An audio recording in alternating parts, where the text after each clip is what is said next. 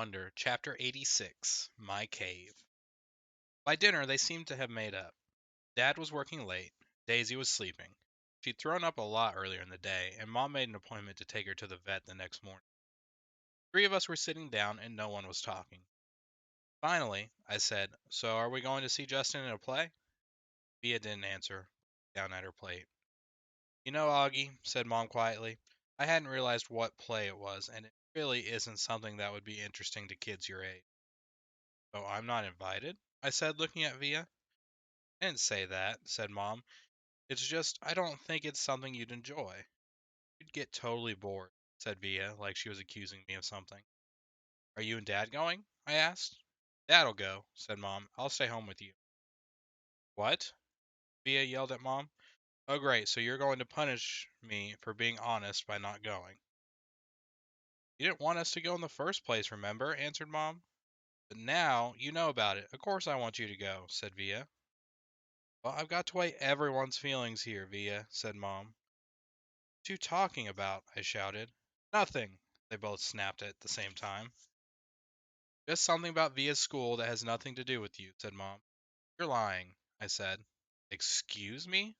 said Mom, kind of shocked. Even Via looked surprised. "I said you're lying," I shouted. "You're lying," I screamed at Via, getting up. "You're both liars. You're both lying to my face like I'm an idiot." "Sit down, Augie," said Mom, grabbing my arm. I pulled my arm away and pointed at Via. "You think I don't know what's going on," I yelled. "You just don't want your brand new fancy high school friends to know your brother's a freak."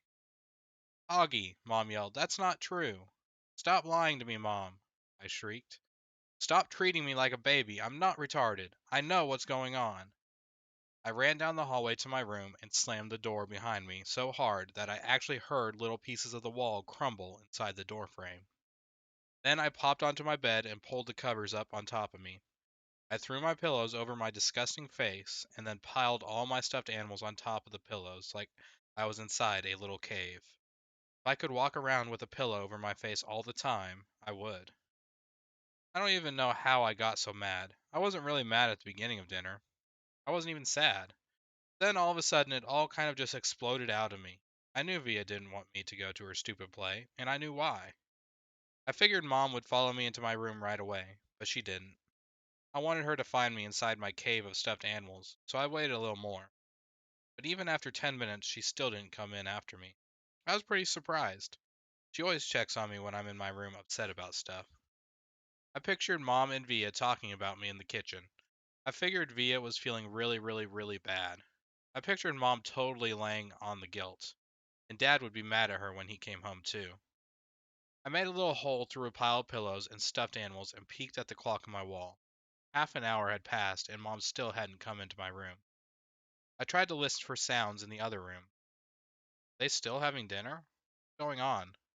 Finally, the door opened. Via. She didn't even bother coming over to my bed, and she didn't come in softly like I thought she would. She came in quickly.